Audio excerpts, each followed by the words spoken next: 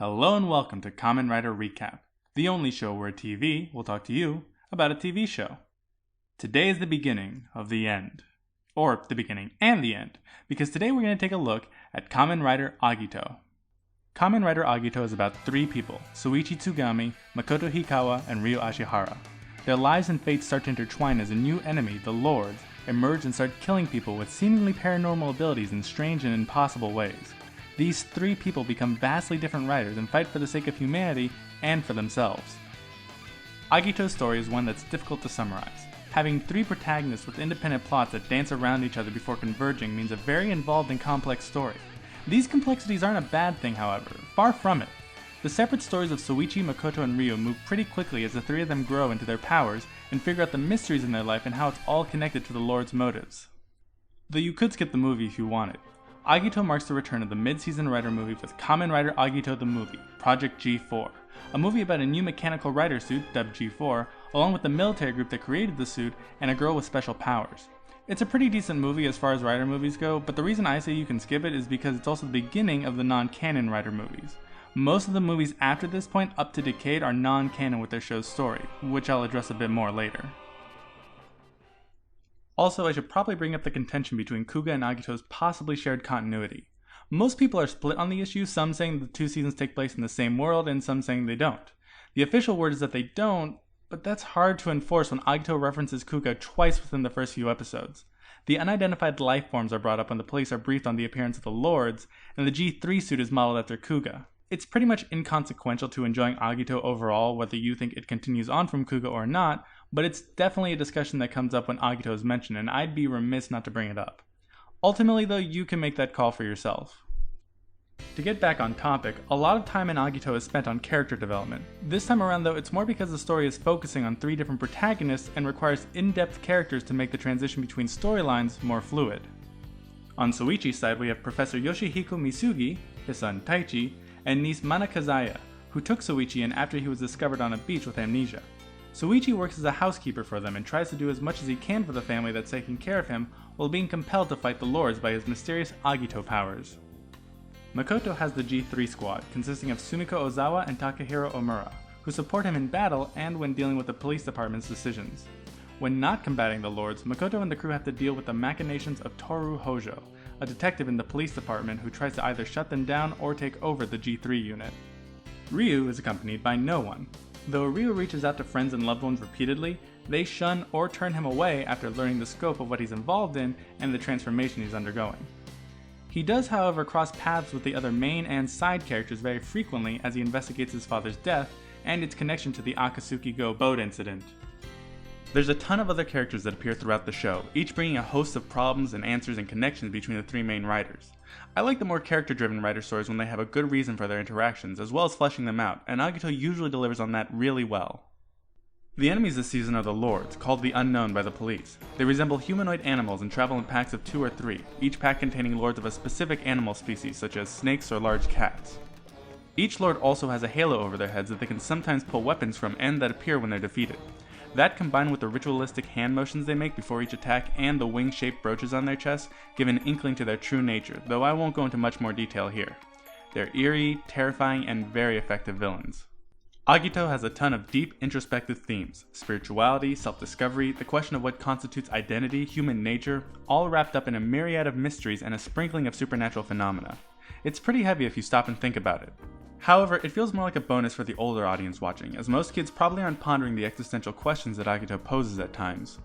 The three main riders also have a weird balance to them theme-wise. Since divinity and humanity are at odds with one another in the show, a conflict between spirituality, intelligence, and oneself reverberates through the riders in Agito. In that sense, Soichi represents the spiritual aspect, or the soul, as his powers are somehow linked to the divine lords. Makoto, with the technologically advanced G3 suit, represents humanity, or the mind. And Ryu, whose body transforms painfully and messily into gills, represents the self, or the body, with his wholly organic rider form. This is further reflected in the situations each of the riders find themselves dealing with. Shuichi is always worrying about his lack of memories and who he really is as a person. Makoto has to deal with the ambitions and schemes of other people as the G3 suit pushes the envelope of technology. And Ryu is forced into solitude and introspection as he's abandoned by those around him in his quest for answers. The majority of the story is these three riders bouncing off each other in conflict after conflict as they try to achieve a balance, and this represents these aspects in the larger world of Agito also striving to achieve this balance and the conflicts that arise because of it. A very heady motif, but one expertly done in the show. The effects in Agito are pretty decent, doing a bit more with practical effects while not letting the CGI get too out of hand or steal the spotlight. It's not perfect, not by a long shot, but it never gets too ridiculous to be distracting. The music is a lot of dark, foreboding incidental music to really drive home the sinister and intriguing mystery that oozes from the show every second. The ending themes cycle out between a handful of instrumental singers meant to tease the next episode, but the opening is probably to this day one of my favorite Kamen Rider theme songs ever. Agito's theme song is titled Kamen Rider Agito, performed by Shinichi Ishihara, composed by Kazunori Miyake, and lyrics by Shoko Fujibayashi. It was the theme song until episode 35, at which point it was replaced by a remix called Kamen Rider Agito 24.7 version. Again, this song is absolutely my favorite Rider theme song, bar none. Even if you never touch Agito, listen to this song, you'll be doing yourself a favor. Agito's Rider powers focus heavily on his belt. He can use it to switch from his base ground form into storm or flame form. Ground form is mostly used for powerful Rider punches and kicks. Storm form gives Agito a two-sided halberd to fight with, and flame form gives him not only a saber but enhanced durability as well as heightened senses. Along with those, Agito has 3 more forms that are somewhat spoilers, so I'll let you look forward to them. Then there's Agito's other key piece of equipment, his motorbike, the Machine Tornador. In Kuga there was the Tri-Chaser and the Beat Chaser, both of which transformed with Kuga. It was silly, but that's the kind of silliness I can get behind in Kamen Rider. The Tornador is a little too silly though. In addition to transforming with Shoichi, through an elaborate series of events, it gains the power to get squished into a hoverboard, which makes no sense and doesn't fit in at all with Agito's powers. It looks more like something G3 would have than Agito. But Kamen Rider is first and foremost a commercial for toys, and the Machine Tornador is another toy to sell. Speaking of G3, he technically doesn't have form changes, but he does get an upgrade at one point in the series, G3X, which makes him more effective and gives him a few more weapons. G3's power comes from his advanced and adaptive weaponry and armor, from the Scorpion, a souped-up Magnum pistol, to the Cerberus, a full-on Gatling gun. G3's main strength has always been adaptability and endurance, both from the suit and from Makoto himself. G3 is only as good as his user after all.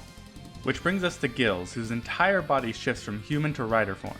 He has only one form change, Exceed Gills, a stronger, faster, and more brutal form with tendrils that shoot out of his wrists and his deadly heel claws.